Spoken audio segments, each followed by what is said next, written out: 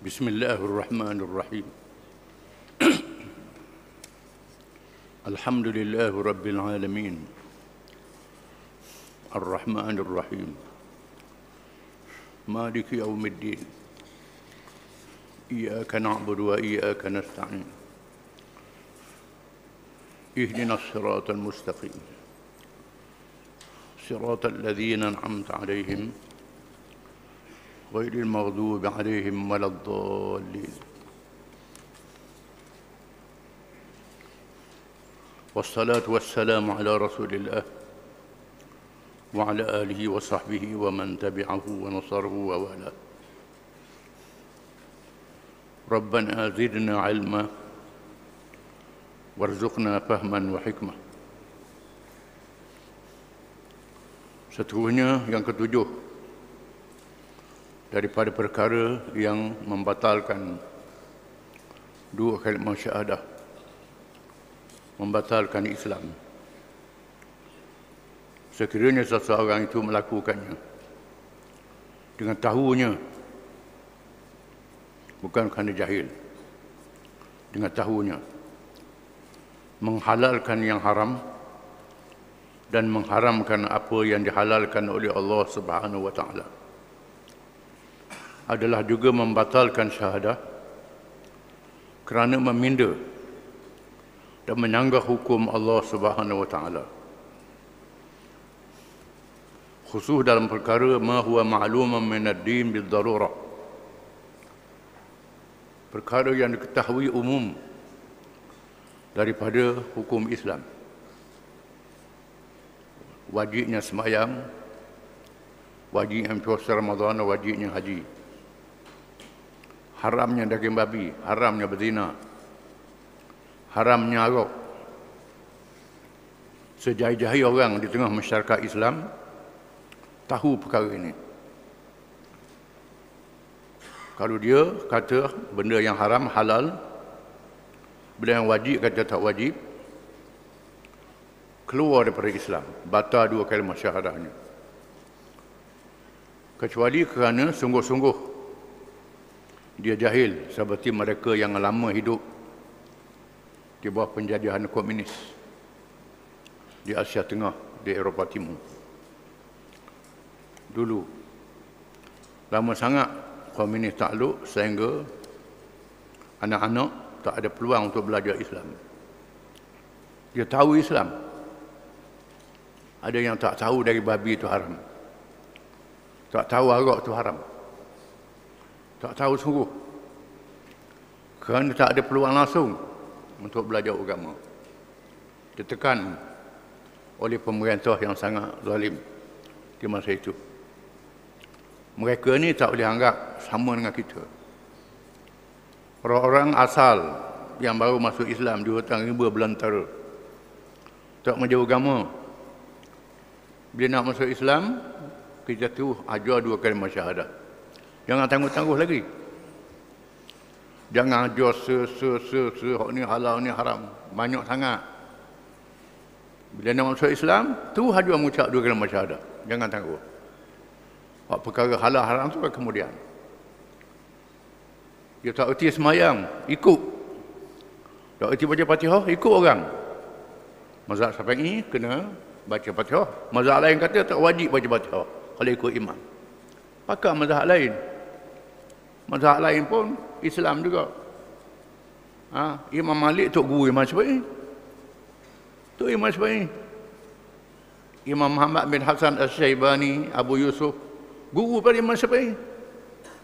Kita perang ke Syafi'i macam perang Nabi Muhammad. Tak boleh. Kena faham. Syafi'i ni mazhab aliran dalam perkara furu'. Dalam bab-bab orang yang jahil tak tahu kehala, mudahkan dulu. Jangan tangguh-tangguh masuk Islam. Ni bila orang nak masuk Islam, tanya nak kahwin ke, tanya kena sunat ke, tanya. Ini jangan. Bila nak masuk Islam, mudahkan orang nak masuk Islam dulu. Bila dia tahu, lepas tu barulah terang pada dia satu persatu benda yang wajib.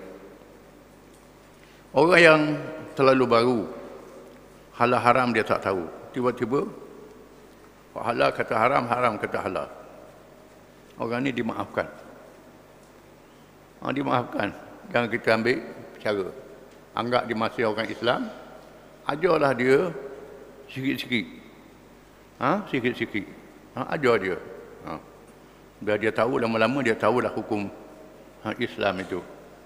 Biasalah orang asli tempat kita ni ajar mengucap, lepas tu gad labi. Panggang labi pula tu. Nama mazhab sampai ini tak boleh. Tapi ajar dia sikit-sikit. Ini cara. Nabi kata yassiru wala tu'assiru. Mudahkan jangan payahkan. Itu hadis Nabi. Nabi kata bila kamu jumpa dengan ahli kitab, kamu jumpa dengan orang di Yaman, wahai Mu'adz, ajar dia mengucap 2 kalimah syahadah. Setelah dia mengucap 2 kalimah syahadah, beritahu Allah Ta'ala wajibkan dia sembahyang 5 waktu. Setelah dia tahu, beritahu kepada dia Allah Ta'ala wajibkan tunaikan zakat. Beritahu ke dia. Satu. Benda-benda rukun dulu. Ni belum bawa masuk Islam 3 hari, suruh maya tahajud dah. Kamu tu 5 waktu dah pernah lekat lagi. Suruh maya duha, subhanallah. Jadi wajib-wajib dulu. Dia dah erti baca. Jadi orang yang jahil ni, dia mengharamkan yang halal, itu dia maaf. Lepas tu kita ajarlah dia sikit-sikit. Itu cara nak ajar orang masuk Islam. Zaman Nabi, contohnya orang Badui, semayang belakang Nabi. Masuk Islam tu semayang belakang Nabi. Dia tahu, bersin kata Alhamdulillah. Tengah semayang, tiba-tiba orang bersin, Alhamdulillah. Lalu kawan ni cekelong ke dia. Cekelong apa aku? Marah cekelong ke dia. Dia kata Alhamdulillah, cekelong apa? Sudah semayang. Nabi kata, tengah semayang tak boleh cakap. Nabi kata, ni kita semayang, kita sembah Tuhan, tak boleh bercakap. Badui ni meriwayatkan hadis. Adalah hadis. Orang Badui riwayatkan hadis. Rasulullah ni seorang yang baik hati. Aku buat salah, dia tak marah aku. Dia nasihat pada aku. Dia nasihat aku. Dia cerita lah. Orang bersin dia kata Alhamdulillah. Lepas tu orang cekelong, dia marah. Nabi kata, tak dia cakap dengan semayang. Dan diriwayatkan Nabi tak suruh dia ulang semayang itu. Kerana dia melakukan benda yang jahil. Kerana dia tak tahu. Dia baru dia masuk Islam. Suruh ulang pula, kajang pula dia pula. Itu dia. Kena faham. Itu. Oleh kerana itulah maka Allah Ta'ala memberi amaran melalui firman-Nya. Menghalalkan haram, halal tak boleh. Wala taqulu lima tasifu alsinatukumul kadhib. Hadha halalun wa hadha haramun. Litaftaru 'ala Allahi al-kadhiba. Innal ladzina yaftaruna 'ala Allahi al-kadhiba la yuflihun. Surah An-Nahl ayat 116. Maksudnya, dan janganlah kamu mengatakan terhadap apa-apa yang disebut oleh lidahmu secara dusta, bohong, ini halal dan ini haram, untuk mengadakan kesombongan terhadap Allah. Sesungguhnya orang-orang yang mengada-ngadakan kesombongan, kebohongan terhadap Allah, tidaklah mendapat mencapai kemenangan. Ini pasal sombong, masa menyombong, takabur. Tahu benda tu haram, pergi lawan hukum Allah Ta'ala. Benda tu halal, pergi lawan hukum Allah Ta'ala. Perkara tu wajib, pergi lawan hukum Allah Ta'ala. Kerana sombongnya, bukan kerana jahilnya. Jadi menyombong. Nak lawan hukum Islam. Macam inilah jadi batal 2 kalimah syahadah. Oleh itu jangan ada terlalu gopoh dalam menyatakan hukum sehingga menghalalkan apa yang diharamkan. Dan sebaliknya, kecuali setelah ternyata hukum Allah Subhanahu wa Ta'ala dan Rasulnya dengan sejelas-jelasnya. Bila nyata hukum halal haram, baru kita kata halal dan haram. Jangan gopoh sangat. Di antara sifat ulama salaf, ulama zaman dahulu, ulama generasi awal, ulama tahun 1 hingga tahun 300 Hijrah, yang Nabi sebut khairul quruni qarni thumma alladhina yaluna thumma alladhina yaluna. Sebaik-baik abad, yang ini 100 tahun aku, kemudian tahun yang berikut 200 Hijrah, tahun yang berikut 300 Hijrah. Itu dikenali dengan zaman salaf. Ulama-ulama salaf, di mana dalam perkara-perkara yang tidak ada nas yang terang, mereka hanya berkata, ini saya tidak suka, atau tidak setuju, atau benci. Mereka tidak terus mengatakan halal dan haram dalam perkara-perkara yang sama-sama. Apa lagi di peringkat yang jahil. Ulama-ulama salaf kalau tak tahu hukum, dia tak suka, ini saya tak suka. Saya tak nak makan benda ni. Dia tak tahu halal haram. Tak tahu halal haram. Saya tak nak makan benda ni. Nafsu saya tak ingin benda ni. Tak nak makan. Dia tak kata ini haram. Ini ulama salaf, ulama zaman dahulu. Bila nyata hukum halal, kata halal. Nyata haram, haram. Mengharamkan apa yang dihalalkan, menghalalkan apa yang diharamkan oleh Allah Subhanahu wa taala adalah kufur. Sementara gopoh dalam kedua bahagian itu sama sahaja. Kerana seseorang Muslim itu tidak harus terkeluar dari bata-bata Allah Subhanahu wa taala dan juga Rasulnya sallallahu alaihi wasallam dengan pendapat yang dia tidak mengerti dan memahaminya. Dan perkara yang kita tak erti, jangan mudah-mudah pergi hukum. Suruh pada orang yang erti, suruh pada orang yang tahu. Firman Allah Subhanahu wa taala, ya ayyuhalladzina amanu la tuqaddimu baina yaday Allahi wa rasulih wattaqullaha innallaha samiun alim. Surah Al-Hujurat ayat 1. Maksudnya, wahai orang-orang yang beriman, janganlah kamu mendahului Allah dan Rasulnya, dan bertakwa kepada Allah. Sesungguhnya Allah Maha mendengar lagi Maha mengetahui. Jangan fitnah Allah dan Rasul. Allah Ta'ala dan Rasul tak kata apa, kita kata dulu. Jangan. Biar nyata kepada Allah dan Rasul, barulah kita kata hukumnya. Ataupun benda yang tak ada hukum tetapi sama dengan tujuan diharamkan, tujuan dihalalkan. Contohnya perkara tak ada nas, dadah, candu, tak ada tempat Nabi. Tetapi di sana arak disebut dalam Quran haram. Mengapa arak itu haram? Kerana mabuk. Maka candu mabuk haram. Dadah mabuk haram. Itu nyata. Benda yang sebab disebut dengan maqasid syariat ataupun hukum qiyas berdasarkan kepada sebab-sebab yang ada. Sebabnya sama, walau tak ada zaman Nabi, tapi itu dianggap benda yang sebabnya diharamkan, ada pada benda itu, maka diharamkan dalam semua perkara. Wallahu a'lam.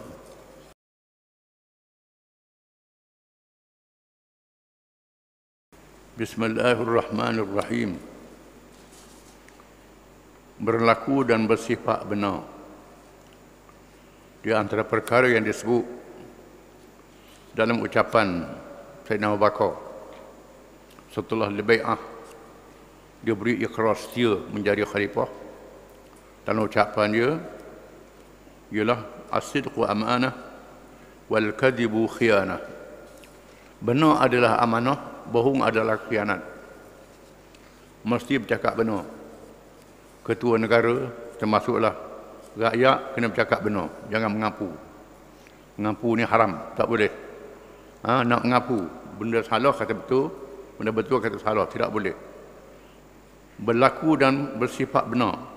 Abu Bakar radhiyallahu an turut menegaskan dalam ucapannya bahawa sifat benar adalah amanah dan bohong pula adalah khianat. Pemimpin wajib berlaku benar, tidak boleh menipu rakyat. Rakyat pula hendaklah bersifat benar, berterus terang dengan ikhlas, bukan menjadi pengampu sehingga sanggup berbohong dan menipu sepanjang masa. Walhal pemimpin mereka melakukan kesalahan dan berlaku zalim. Kalau zalim, kata zalim, ini tak betul. Jangan mengampu, jangan puji semata-mata kerana nak benda. Ini benda yang haram dalam Islam. Islam mewajibkan pemimpin benar, mewajibkan rakyat benar. Jangan menipu rakyat, rakyat jangan menipu pemimpin. Kena beritahu benda ni ada silap, kena baiki, kena buat begini-begini. Itu tanggungjawab dalam Islam antara pemimpin dan rakyat. Firman Allah Subhanahu wa taala, "Ya ayyuhalladzina amanu taqullaha wa kunu ma'as shadiqin." Surah At-Taubah ayat 119. Wahai orang-orang yang beriman, bertakwalah kamu sekalian kepada Allah dan hendaklah kamu sekalian berada bersama-sama orang-orang yang benar. Walaupun ayat ini diturunkan bersempena dengan peristiwa Tabuk, orang munafik berbohong pada Nabi. Dia ada uzur, kata uzur. Dia ada duit, kata tak ada duit. Tak mau menyumbang, tak mau berjihad pergi ke Tabuk. Menipu. Tetapi ada sahabat-sahabat yang bercakap benar, mengaku salah. Dia tak pergi kerana malas. Allah Ta'ala hukum bertaubat, Allah terima taubat. Ada beberapa munafik ini terus dalam keadaan munafik. Ini sifat orang munafik, sifat bohong. Walaupun ayat ini berkait orang munafik, ulama mengatakan al-ibratu bi umumil lafzi la bi khususis sabab. Iktibar pengajaran diambil daripada lafaz yang umum, bukan sebab yang khusus. Artinya tak boleh berbohong dalam Islam. Ada hadis dan ucapan para sahabat yang menegaskan bahawa pemimpin yang menipu rakyatnya ialah pengkhianat terhadap Allah dan Rasulnya. Begitulah juga rakyat yang memilih pemimpin yang menipu, yakni bukan kerana kelayakannya, tetapi disebabkan kaum kerabat dan harta. Memilih pemimpin kerana kaum kerabat, bukan kerana kebolehan dia, kerana sifat dia sebagai seorang pemimpin. Memilih pemimpin kerana beri duit pada kita, bukan kerana benar. Itu rasuah, berdosa besar dalam Islam. Jaga hari kiamat. Kita kena sedar bahawa Tuhan tanya pada hari kiamat bukan saja sembahyang puasa, termasuk siapa pemimpin yang kita ikut, siapa pemimpin yang kita pilih. Pada hari kiamat akan ditanya oleh Allah Taala. Yauma nur'u kullu unasin bi imamihim. Pada hari kami panggil manusia dengan pemimpin mereka. Wa man kana fi hadhihi a'ma fa huwa fil akhirati a'ma wa adallu sabila. Barang siapa yang hidup atas dunia ni buta mata hati dia, maka hari kiamat buta juga dia. Kerana memilih pemimpin secara buta, bukan secara mengikut jalan yang benar. Jaga, akan dihukum. Menunjukkan benar satu perkara yang penting. Memilih pemimpin yang benar dan pilih dia benar-benar, bukan kerana duit, kerana politik wang, kerana rasuah, kerana dia anak beranak kita. Bukan, itu tidak boleh. Menunaikan kewajipan jihad, ini kewajipan kerajaan. Jihad mempunyai dua maksud asas, iaitu kesediaan untuk mengorbankan harta dan jiwa raga, kesanggupan untuk menghadapi segala kepayahan dan kesulitan bagi menegakkan agama Islam, khususnya mempertahankan negara yang menegakkan Islam dan menyebarkan risalah Islam ke seluruh dunia. Perkataan jihad dalam bahasa Arab, perkataan al-jahdu dan al-juhdu. Al-jahdu dengan makna al-masyaqqah, kesulitan, kepayahan. Al-juhdu dengan makna sanggup mengorbankan, at-taqah, mengorbankan tenaga kita, mengorbankan nikmat yang Tuhan beri pada kita, mengorbankan harta, mengorbankan kesihatan kita, umur kita, apa saja harta dan sebagainya. Tuhan beri nikmat, korbankan untuk menegakkan Islam, menghadapi kepayahan, kesulitan, kerana nak memenangkan Islam, meninggikan Islam, mempertahankan Islam. Bermula dengan ucapan, dengan tindakan, dengan amalan kita memenangkan Islam, sehinggalah musuh-musuh Islam mengangkat senjata, kita lawan dengan senjata. Siapa begitu dan sanggup mati. Kerana menegakkan Islam, melindungi negara yang melaksanakan Islam. Orang ceroboh negeri Islam, wajib kena lawan, tak boleh. Termasuklah juga melindungi dakwah. Orang Islam nak berdakwah, dia sekak dakwah itu, dihalang, diseksa orang berdakwah, maka dia ambil tindakan. Ataupun orang Islam dihina orang Islam di mana-mana negeri, wajib orang Islam kena berjihad, membela saudara-saudara dia yang dihina, yang ditindas, Ini kewajipan.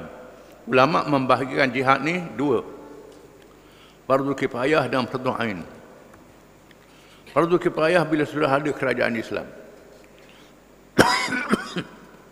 Kerajaan Islam yang kuat. Yang kuat, yang gagah macam zaman dulu. Berakhir kerana Uthmaniyah. Bila berlaku orang Islam dicabar. Agama Islam dicabar. Maka kerajaan Islam menghantar tentera. Orang yang ditugaskan jadi tentera kena pergi. Fardu kifayah. Bila ada orang pergi, yang lain tak berdosa lah. Berdoa dapat pahala. Beri sumbangan dapat pahala. Ini termasuk fardu kifayah. Kita orang Melayu fardu kifayah ada lebih daripada sembahyang mayat. Hak tu je. Banyak-banyaknya orang mati. Hak tu je. Menegakkan Islam tak ada. Dalam fardu kifayah. Ini termasuk fardu kifayah. Mesti orang Islam pandai buat kapal terbang. Orang Islam tahu ilmu perubatan. Itu fardu kifayah. Yang berhak pada orang kafir tidak boleh. Orang Islam tahu ilmu kejuruteraan, ilmu pertanian, membekam makanan pada orang Islam. Itu fardu kifayah. Kena ada bidang-bidang ilmu ni fardu kifayah. Imam Ghazali sebut dalam Ihya, fardu ain, fardu kifayah dalam bab ilmu. Fardu kifayah. Kena ada. Yang kedua, fardu ain, jihad fardu ain. Fardu ain ni bila musuh sudah masuk negeri Islam. Sudah menakluk negeri Islam. Sudah dekat dalam keadaan yang bahaya. Di masa itu fardu ain atas tiap-tiap orang lelaki, tiap-tiap orang perempuan, termasuk kanak-kanak yang mampu, kena bangkit mengangkat senjata lawan musuh-musuh yang menakluk negeri Islam. Sebelum aku di Palestin hari ini, di Afghanistan, bila orang ceroboh, rakyat Afghanistan bangkit lawan penjajah. Kita dok tunjuk penjajah baik, penjajah bagus, WPT bagi coklat, bagi barang kita bagus sungguh orang putih, bagus sungguh. Tu dah erti dah lalu. Kerana ingat Islam ni sebenarnya puasa dia tunduk pada orang kafir berapa ratus tahun dalam keadaan dosa, dalam keadaan bergelomang menjadi bangsa yang hina, bangsa yang lemah. Dan sebab itu Abu Bakar sebut, ma taraka qaumun al-jihad illa ammahu Allah bil-dhul wal fasad. Tidak ada suatu kaum yang meninggalkan kewajipan jihad, Allah nak jadikan kaum itu hina. Kaum itu jadi bangsa yang hina, diperhambakan oleh orang dan berlaku fasad, berlaku maksiat, merebak dalam masyarakat dia.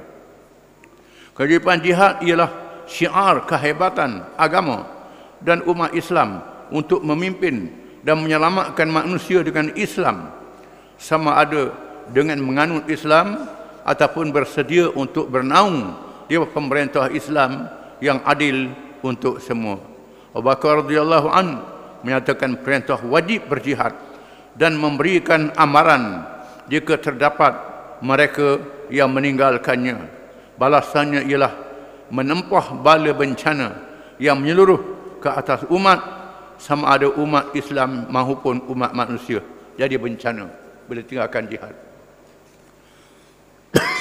Di zaman adanya kerajaan Islam, satu contoh zaman Abbasiyah, zaman Khalifah Mu'tasim yang berkuasa di Baghdad. Masa itu bukan kerajaan Islam ada. Orang Islam pergi berniaga di negeri kafir, termasuk seorang perempuan Islam pergi berniaga di negeri kafir, negeri bukan Islam, belah-belah Asia Tengah, pergi berniaga. Tiba-tiba dia rebah selok pakaian dia, menyebabkan orang-orang kafir sorok, memalukan seorang perempuan Islam. Lalu perempuan tu kata, wa mu'tasimah, wa khalifah mu'tasim. Perempuan tu, wa khalifah mu'tasim, sebut. Maka orang kafir sorok lagi. Dia dengar ada seorang Islam yang dengar, tak tahan, pergi ke Baghdad, musafir ke Baghdad, beritahu kepada Khalifah Mu'tasim apa yang berlaku. Seorang perempuan Islam telah dihina di pasar. Perempuan tersebut, wa Mu'tasimah, wahai Khalifah Mu'tasim. Bila dengar Mu'tasim tu bangun daripada kursi dia dan berkata, labbaiki ya ummah, ya wahai ibu, ini Mu'tasim. Lalu dia kerah bala tentera serang negeri itu kerana seorang perempuan. Kerana seorang perempuan dia ajar negeri itu. Kita hari ini berapa ribu orang Islam kena hukum, kena seksa, kena dera di Myanmar, di Palestin, di mana-mana. Ada orang Islam sedar, ada orang Islam tak berdiri, dia buat umrah je, buat umrah. Orang Islam kena tindah ada apa? Umrah sunat. Umrah cak kali ini sunat. Sedangkan membela orang Islam yang kena tindak tu wajib. Sunat tu pergi Palestin, melancung di Palestin, dah pergi melancung. Sunat ziarah Masjid Aqsa. Sunat pergi ziarah. Sedangkan berjihad bebaskan Masjid Aqsa tu wajib pergi buat hak sunat, tak tahu kala sungguh. Ini kelemahan orang Islam, termasuklah kejahilan dia. Firman Allah Subhanahu wa taala, walau la dafa'ullahi an-nasa ba'dahum bi ba'd lahuddimat sawami wa bi'un wa salawatun wa masajid yudhkar fiha ismullahi katsira wa la yansurannallahu man yansuruh innallaha laqawiyyun aziz alladhina in makkannahum fil ard aqamus salah wa atawuz zakah wa amaru bil ma'ruf wa nahaw 'anil munkar walillahi 'aqibatul umur. Suratul Hajj ayat 40 hingga 41. Maksudnya, kalaulah Allah tidak mendorong setengah manusia menentang pencerobohan setengahnya yang lain, nescaya runtuhlah tempat-tempat ibadat serta gereja-gereja dan tempat-tempat sembahyang dan juga masjid-masjid orang Islam yang sentiasa disebut nama Allah banyak-banyak di dalamnya. Dan sesungguhnya Allah akan menolong sesiapa yang menolong agamanya, agama Islam.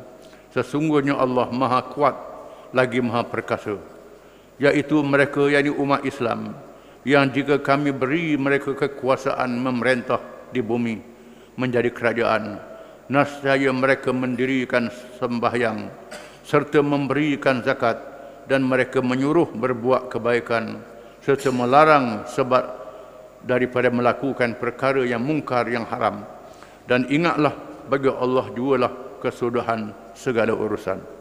Ayat ini menerangkan kewajipan kerajaan Islam mempertahankan Islam, mempertahankan kebebasan manusia termasuk orang yang bukan Islam. Mempertahankan Islam kita faham, mempertahankan kebebasan manusia. Kerana dalam Islam, kebebasan beragama. Tak boleh paksa orang masuk Islam. Masuk Islam mesti dengan redha, rela hati. Kalau masuk Islam dengan paksa, masuk Islam munafik. Iman dia tak betul. Mesti dia masuk Islam dengan rela, dengan redha dia. Bila Islam berkuasa, nak masuk Islam, sila masuk Islam. Tak mau masuk Islam, duduk buah kerajaan Islam. Jangan ganggu, jangan kacau. Nak buat ibadat caramu, itu hamu lah. Kita tak boleh larang. Orang Islam tak boleh ikut dia. Dia tak boleh ikut orang Islam. Kalau kecuali dia masuk Islam. Itu caranya. Di mana kebebasan ini tidak ada kepada kerajaan yang bukan Islam. Kalau Kristian berkuasa, sama-sama Kristian Ortodok berkuasa, menindas Kristian tidak Ortodok, Protestan ataupun Katolik. Katolik dengan Protestan berkuasa, menindas Ortodok. Sama-sama dia bunuh. Yahudi berkuasa, Yahudi bunuh orang Kristian, bunuh orang agama lain, termasuk orang Islam.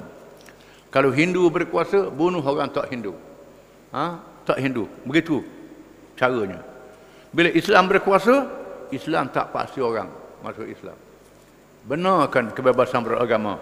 Tengok hasilnya ialah orang tengok Islam ni baik, Islam ni adil, di mana orang memerintah itu mendirikan sembahyang, ada hubungan dengan Tuhan, tahu dosa pahala.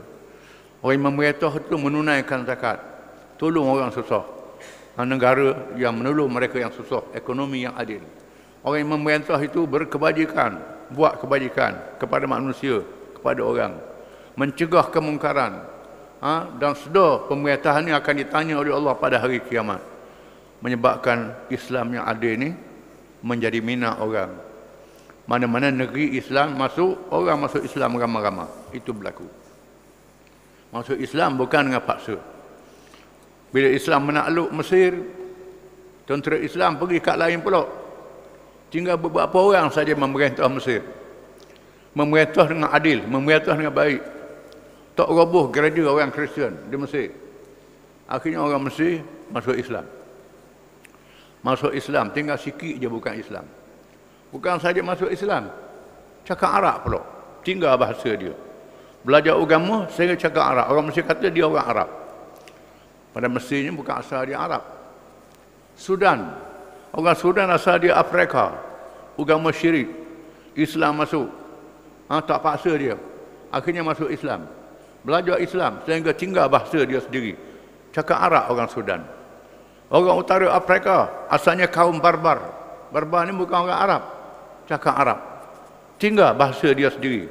Jadi bahasa Arab. Kita di sini bila Islam masuk dengan perniagaan. Peniaga-peniaga masuk di tempat kita. Di Nusantara, di alam Melayu ni. Masuk dengan perniagaan, dengan perdagangan. Raja-raja masuk Islam. Memerintah dengan Islam. Adil. Rakyat masuk Islam. Ubah tulisan kepada tulisan huruf Arab. Tak dalam cakap Arab lagi. Tetapi perkataan Arab ada dalam bahasa kita. Banyak perkataan Arab. Faham, syukur. Itu bahasa Arab dalam bahasa Melayu kita. Pengaruhnya ada. Bahasa Urdu, orang India. Daripada bahasa dia, tukar bahasa Urdu. Sebahagian perkataan Urdu itu bahasa Arab. Orang Iran, sebahagian besar bahasa Parsi adalah bahasa Arab. Cuma dulu kedia nahwu dia saja. Sebab begitu tulisan dia. Orang Turki begitu juga. Berubah. Kerana melihat Islam itu adil. Sehingga di sebelah Asia Tengah. Asia Tengah ni daripada Istanbul sehingga Xinjiang. Itu kawasan orang Islam. Masuk ke Rusia, sampai ke Moskow, sampai ke Tatarstan. Orang Islam masuk di situ. Rakyat dia banyak orang Islam. Orang Islam masih ada masjid-masjid yang lama, ratus-ratus tahun, yang 1000 tahun pun ada. Dibina masjid. Menandakan Islam masuk dengan mudah. Kerana orang tengok Islam ni tak paksa dan adil. Jihad yang diwajibkan itu merupakan kewajipan untuk menegakkan kebenaran daripada Allah dan menentang apa sahaja halangan yang datang daripada musuh yang zalim. Islam mewajibkan jihad bagi mempertahankan dakwah dalam mengajak manusia kepada Islam. Namun tiada unsur paksaan dalam menganutinya. Tak paksa orang masuk Islam. Sebaliknya, ramai dalam kalangan mereka yang zalim memaksa manusia supaya menerima perkara yang batil apabila kewajipan jihad tidak ditunaikan, bermakna mengizinkan kebatilan merebak dalam masyarakat manusia. Bila jihad ditinggalkan, menyebabkan pemerintah yang zalim berlaku. Jihad ini termasuklah dalam negeri Islam sendiri. Bila pemerintah tak betul, pemerintah zalim, wajib kena nasihat. Afdalul jihad al-qulul haq li sultanin jair. Jihad yang paling afdal ialah kata benar di hadapan pemerintah yang zalim. Pemerintah tak betul, kita kata ini tak betul. Sehingga dibunuh. Sampai kena bunuh. Tak apa. Nabi kata Sayyidus Syahada Hamzah bin Abdul Muttalib wa rajulun qama ila amirin jair fa amarahu wa nahahu faqatalah. Penghulu orang mati syahid ialah Sayyidina Hamzah, pak saudara Nabi. Dan orang yang sanggup bercakap benar di hadapan pemerintah yang zalim, menyuruh dan melarang apa yang dia buat. Yang wajib tak buat disuruhnya. Yang haram dibuat dia larangnya. Dengan sebab itu dia dibunuh. Maka dia penghulu orang mati syahid. Ini kerja Nabi-Nabi alaihi wassalatu wassalam. Innamal ulama'u warasatul anbiya. Ulama-ulama itu waris Nabi-Nabi. Disebut dalam hadis. Disebut dalam hadis. Wafadul ali 'alal 'abid kafadl al-khamri 'ala sa'irin nujum. Innamal ulama'u warasatul anbiya ma warathu dinaran wala dirhaman wa innama warathu ilman. Faman akhadahu faqad akhadha bihazzin wafir. Hadis riwayat At-Tirmizi. Kelebihan orang yang ada ilmu dengan orang yang buat ibadat sahaja, tok lebar sahaja. Banyak kelebihan bulan di tengah bintang-bintang cakrawala di langit. Kelebihan orang yang ada ilmu dengan orang yang tok lebar saja, Macam kelebihan bintang di tengah bulan, di tengah bintang-bintang cakrawala. Sesungguhnya ulama itu waris nabi-nabi. Nabi-nabi tidak meninggalkan wang emas dan wang perak, meninggalkan harta benda. Nabi-nabi meninggalkan ilmu. Barang saya mengambil ilmu nabi-nabi dan menjalankan kerja nabi-nabi, kerja berjuang, kerja berdakwah macam nabi-nabi, dia mendapat bahagian yang sangat besar. Ini dia. Jadi ulama ni waris nabi-nabi. Ada kata dah, ulama ni kena ikut kerajaan. Kerajaan betul pun kena ikut, kerajaan salah pun kena ikut. Itu tak betul. Itu bukan ulama waris nabi-nabi. Itu ulama syaitan bisu. Jadi syaitan bisu. Jadi syaitan bisu. Tengok benda yang mungkar, dia diam, jadi syaitan bisu.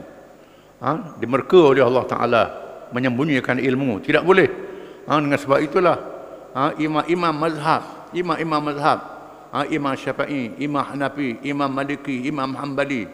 Imam-imam ni imam-imam yang waris nabi-nabi. Waris nabi-nabi.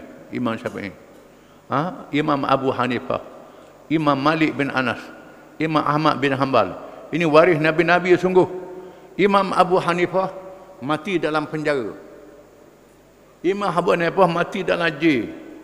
Kerana Abu Ja'far Mansur nak lantik jadi ketua hakim negara. Kerana nak pujuk dia jadi ketua hakim negara. Dan dia tahu Abu Ja'far Mansur ni merata tak betul. Merata salah. Zalim terhadap keluarga-keluarga Nabi. Abu Hanifah bukan Syiah, dia bukan Syiah. Tetapi hina keluarga Nabi. Keluarga Nabi banyak mazhab Syiah masa itu. Tapi ini keluarga Nabi, tidak boleh. Abu Hanifah dipujuk oleh Ja'far Mansur, dipenjara dan mati dalam penjara. Abu Hanifah. Imam Hanafi mati dalam jail. Imam Malik bin Anas menentang bai'ah dipaksa. Yang jadi khalifah paksa rakyat bai'ah dia jadi ketua negara. Orang tanya Imam Malik, cerah paksa sah tak? Imam Malik kata tak sah, cerah paksa. Pemerintah rasa masa sindir ke dia je. Sindir ke dia. Cerah paksa ni. Imam Malik telah dihukum. Dia seret. Imam Syafi'i begitu juga. Dibawa ke hadapan khalifah dengan jari kedua belah tangannya. Imam Ahmad bin Hanbal, Imam mazhab Hanbali pada masa kerajaan menganut mazhab Mu'tazilah. Ahmad bin Hanbal menganut mazhab Mu'tazilah ni salah. Ahmad bin Hanbal ditangkap, disebat sehingga darah berlumuran pada pakaiannya. Lalu anak-anak murid dia pergi, apa salahnya kalau tok guru tipu sikit, apa salahnya? Kecek, lepaskan diri. Apa kata Imam Ahmad? Idza taksakatal alim mutaqiyatan wal jahilu yajhalu famata yatabayyanul haq. Sekiranya orang alim memelihara diri dia kerana selamat akan diri. Orang jahil dalam keadaan jahil, maka apabila ilmu itu ternyata pada orang ramai, kata Imam Ahmad bin Hanbal, sehingga berjaya mengalahkan Mu'tazilah. Ini ulama-ulama yang menyelamatkan Islam. Jamaluddin Al-Afghani, Muhammad Abduh, ulama-ulama di awal abad ini dibuang negeri, dibuang ke Perancis, dibuang rata-rata dunia, dipenjara dan dibuang negeri. Tak pernah duduk di Mesir, tak pernah duduk di Afghanistan, dibuang negeri, hidup dalam buangan. Jamaluddin Al-Afghani kata apa? Sekiranya aku ditahan dalam penjara, aku riadah beribadat. Sekiranya aku dibuang negeri, aku pergi boleh melancung percuma. Sekiranya aku dibunuh, aku mati syahid. Kerana apa? Aku takut apa, kata dia. Ini dia. Ulama-ulama warasatul anbiya. Kena faham. Bukan ulama-ulama yang kerja dia mengapu. Mana-mana naik kerajaan dia apu. Naik Jepun, mengapu Jepun. Naik orang putih, mengapu orang putih. Naik apa dia saja. Ngapu je kerja dia. Ini merosakkan orang ramai. Jadi ulama mesti berjihad mempertahankan Islam. Abu Bakar kata, sebaliknya ramai kalangan mereka yang zalim memaksa manusia supaya menerima perkara yang batil. Apabila kewajipan jihad tidak ditunaikan, bermakna mengizinkan kebatilan merebak dalam masyarakat manusia. Menyebabkan kebatilan jadi merebak kalangan masyarakat manusia. Diriwayatkan ada seorang Nabi, bukan Rasulullah, Nabi, melihat kemungkaran itu, berlaku. Lalu dia diam. Menyebabkan kemungkaran merebak. Kerana apa? Dia alim. Dia tahu, dia diam. Bila Tok Guru kata diam, bolehlah tu. Tak apalah tu orang ramah. Dia menangis. Lalu diwahyukan kepadanya. Tak ada guna. Mu diam. Mu kena laknat. Mu kena betul semula. Beritahu kau orang ramah. Itu tak betul, itu salah. Sebab orang ramah rojok balik, bertaubat. Tunaikan kewajipan itu. Ini kewajipan. Kita kena sedar. Disebut dalam Quran, ulama yang menyembunyikan ilmu dilaknat oleh Allah.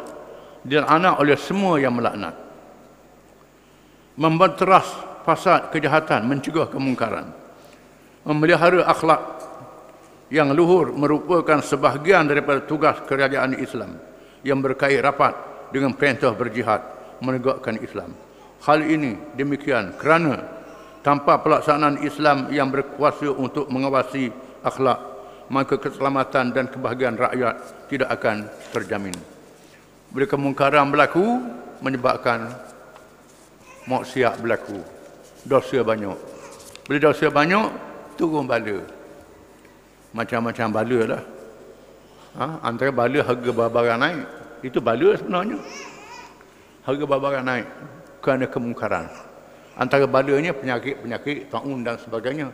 Merebak. Itu berlaku. Antara balanya banjir. Antara balanya kemarau panjang. Antara balanya macam-macam.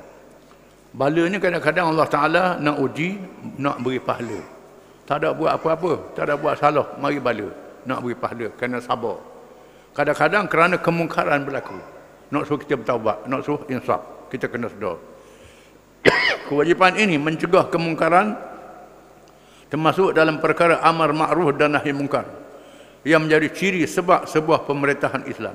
Firman Allah Ta'ala, alladzina makkannahum fil ard aqamu as-salah wa atu az-zakah wa amaru bil ma'ruf wa nahaw 'anil munkar walillahi 'aqibatul umur. Mereka yang jika kami beri mereka kekuasaan memerintah di bumi, nescaya mereka mendirikan sembahyang, ada hubungan dengan Tuhan, serta memberikan zakat, dan mereka menyuruh berbuat kebaikan serta melarang daripada melakukan kejahatan dan perkara yang mungkar. Dan ingatilah bahawa Allah jugalah kesudahan bagi segala urusan. Semua perkara akan disoal oleh Allah Ta'ala. Mencegah kemungkaran itu ialah dengan tindakan undang-undang, dengan nasihat. Nasihat tak pakar, tindakan undang-undang. Termasuk undang-undang jenayah, hukum hudud, hukum qisas. Ini semua untuk mencegah kemungkaran. Bila tinggal hudud, tinggal qisas, pembunuhan berlaku. Curi banyak, merapok banyak, menipu banyak. Tinggal hukum ta'zir, maksiat berlaku, orang berani.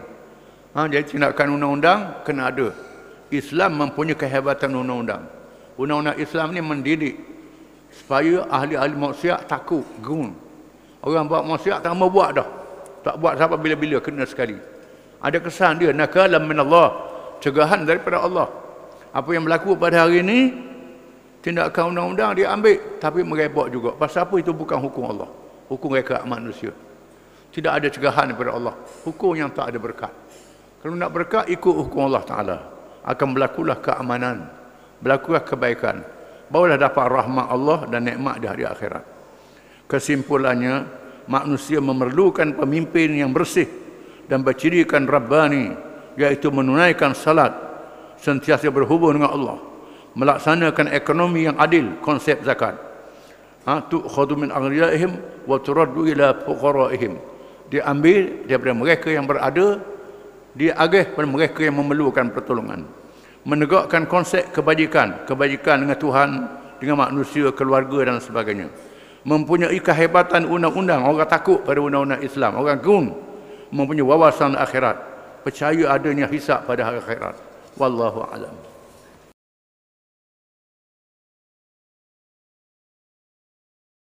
A'udzu billahi minasy syaithanir rajim. لا تحسبن الذين يفرحون بما أتوا ويحبون أن يحملوا بما لم يفعلوا فلا تحسبنهم بمفازة من العذاب ولهم عذاب أليم ولله ملك السماوات والأرض والله على كل شيء قدير.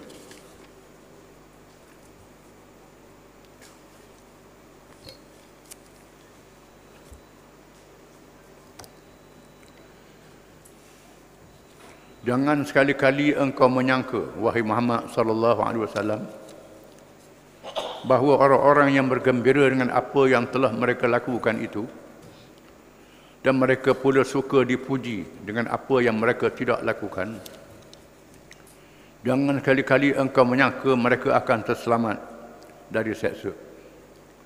Dan sebenarnya mereka akan beroleh azab seksa yang tidak terperi sakitnya. Dan bagi Allah jualah kuasa pemerintahan langit dan bumi. Dan Allah amat berkuasa atas tiap-tiap sesuatu.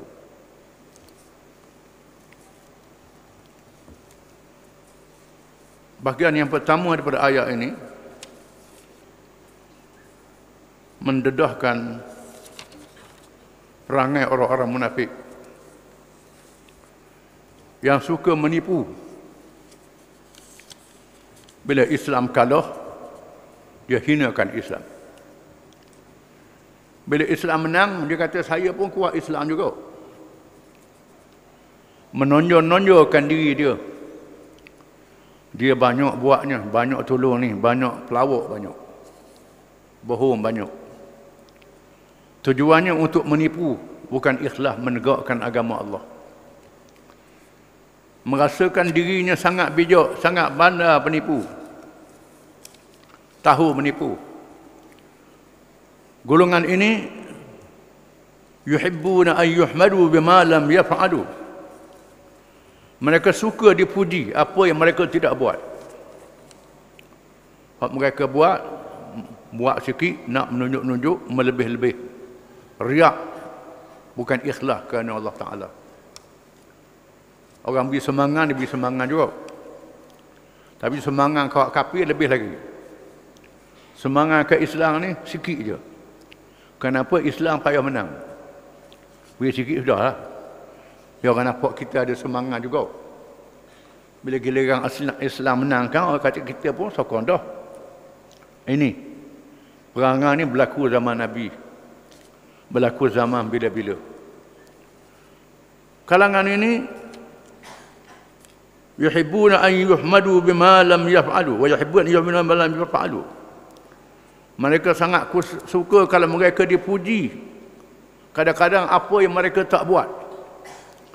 Tak buat pun. Buat sikit pun orang puji melebih-lebih. Sangat sukalah.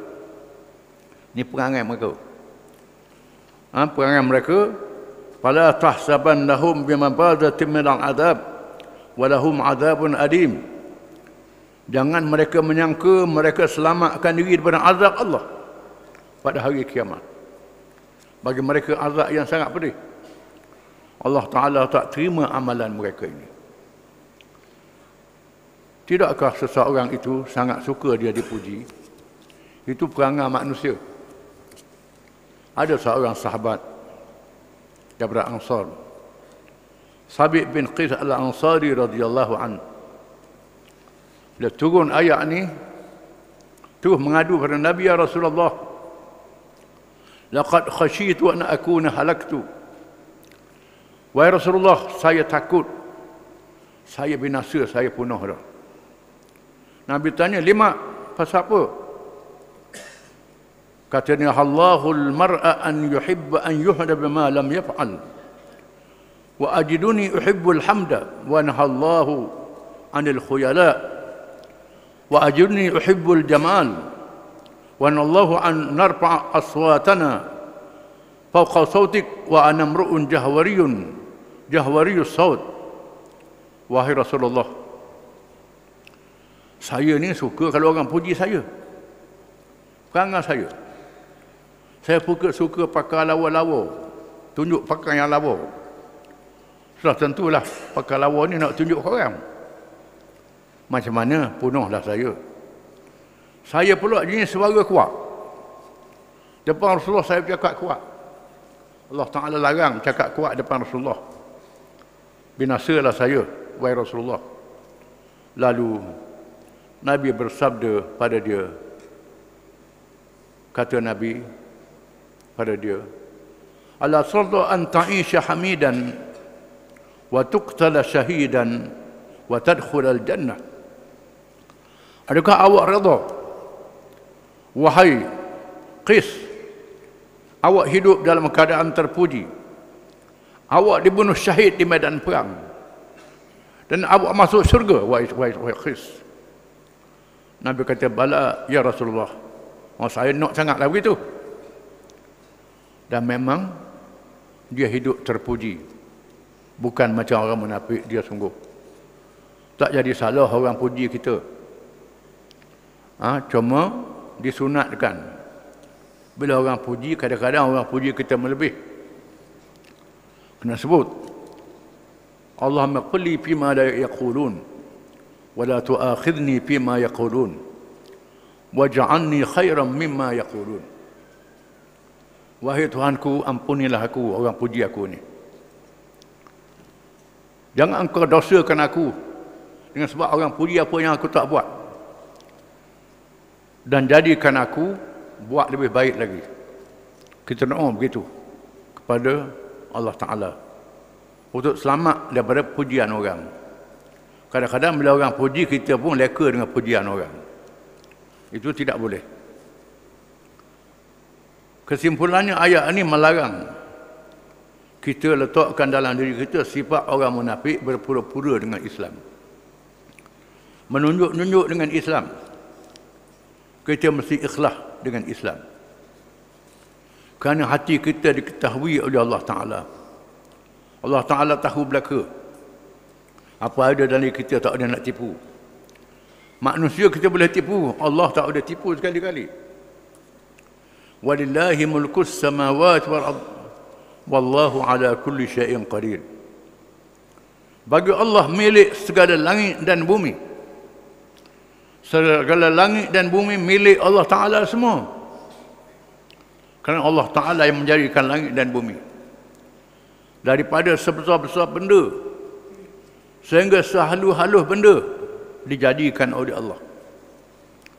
Segala perbuatan benda, yang besar yang kecil, diketahui oleh Allah Ta'ala.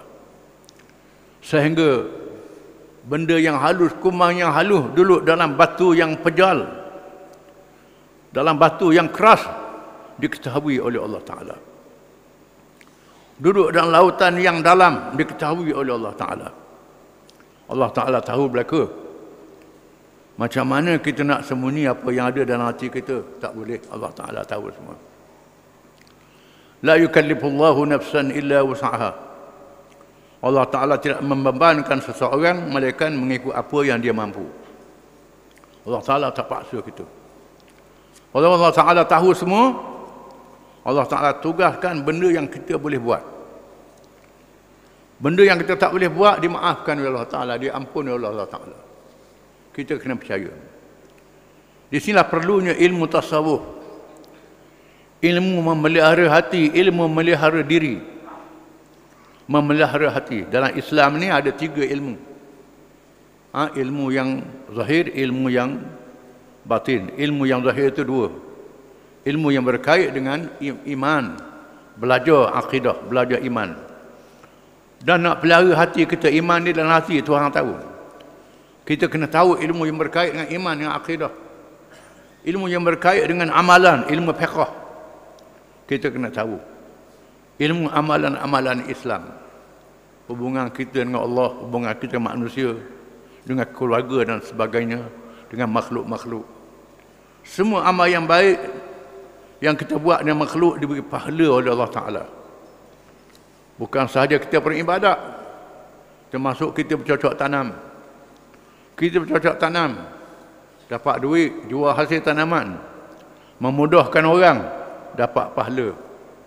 Kita jaga dah kebun kita, menatang pergi makan, dapat pahala. Tanaman kita rendam, orang berteduh tengah hari, dapat pahala. Dapat pahala. Bertanam dapat pahala. Ke laut dapat pahala. Berniaga dapat pahala. Semua kerja-kerja ni mengikut saluran yang halal, yang zahir, dapat pahala. Bukan sahaja ibadat. Kerja hubungan dengan Allah, ibadat, dapat pahala.